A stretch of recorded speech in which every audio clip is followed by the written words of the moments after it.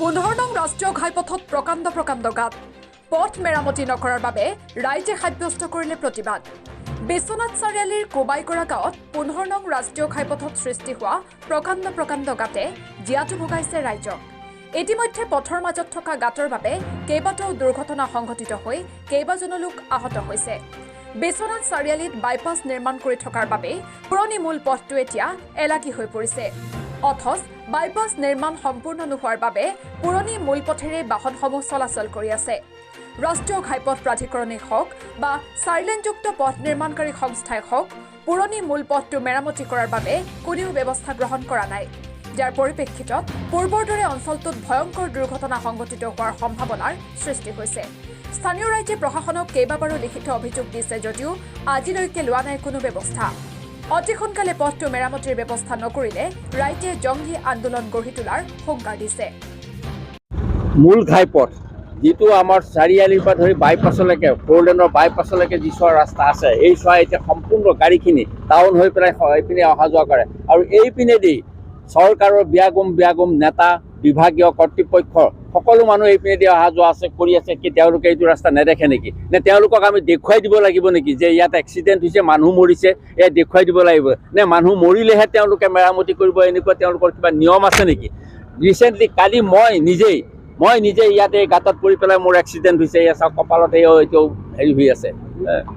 গতিকে চৰকাৰক আমি অনুৰোধ জনাইছোঁ, দাবী জনাইছোঁ যে অতি সোনকালে এই ৰাস্তাখন যদি মেৰামতি কৰি নিদিয়ে আৰু তাৰ উপৰি চাৰিআলি টাউনৰ পৰা ধৰি বাইপাছলৈকে সম্পূৰ্ণ ৰাস্তা যদি ভালকৈ বনাই নিদিয়ে, তেতিয়াহ'লে অনতিপলমে আমি ইয়াত ধৰ্ণা কাৰ্যসূচী কৰিম আৰু এই পথ আমি অৱৰোধ কৰি ৰাখিম। গতিকে চৰকাৰক আমি বা বিভাগীয় কৰ্তৃপক্ষক আমি দাবী জনাইছোঁ যে 2 এদিনৰ ভিতৰতে এইটো যদি কৰি নিদিয়ে, তেতিয়াহ'লে আমি ইয়াতকৈ ডাঙৰ কাৰ্যসূচী ল'বলৈ বাধ্য হ'ম।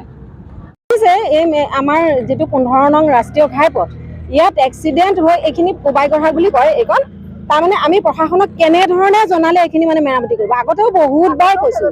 আৰু এটা মানুহ ইয়াত প্ৰতিদিনে পৰে, এই দেখিলে জানিব আৰু মস্ত গাঁত কিনাৰেদি এইটো ৰাস্তা হৈছে, এইফালেদি মানুহ অহা যোৱা কৰিবলগীয়া হৈছে। এই অৱস্থা আমি তাৰমানে গণতান্ত্ৰিক দেশত থাকি প্ৰত্যেকটোতে আমি এনেকৈ ধ্বনি দিব লাগিব নেকি, মুৰ্দাবাদ দিব লাগিব নেকি? সেইটোৱে ভাল পায় নেকি চৰকাৰে? তাৰমানে আমি অতিষ্ঠ হৈ গৈছোঁ।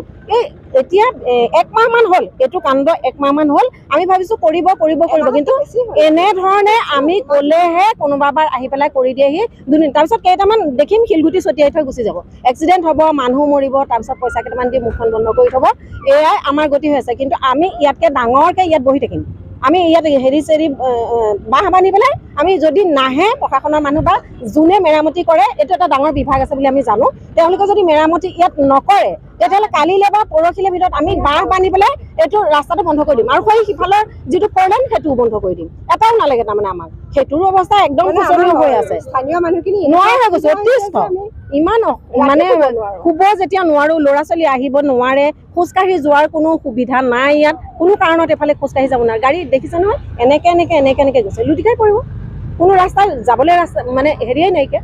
গতিকে এইখিনি আমাক খুব সোনকালৰ ভিতৰত মেৰামতি কৰি দিব লাগে। 4 লেনটো খুলি দিব লাগে। 4 লেনটোৰ অৱস্থা শোচনীয়, সেইটো ক'ব লাগিব। সেইটো আৰম্ভ নহওঁতেই শেষেই হ'ল। গতিকে সেইখিনিও আমি দাবী জনাইছোঁ। একদম অতি সোনকালে আমি বিচাৰোঁ এই পথৰ মেৰামতি হওক, মানুহবিলাক নমৰক, সেইটো আমি বিচাৰিছোঁ। বিশ্বনাথৰ পৰা ৰমেশ চন্দ্ৰ চৰেন ৰিপৰ্ট, অমৃত নিউজ। অমৃত প্ৰবাহ অসমীয়া সাপ্তাহিক কাকতৰ ডিজিটেল সংস্কৰণ অমৃত নিউজ, সত্যৰ সন্ধানত অমৃত নিউজ।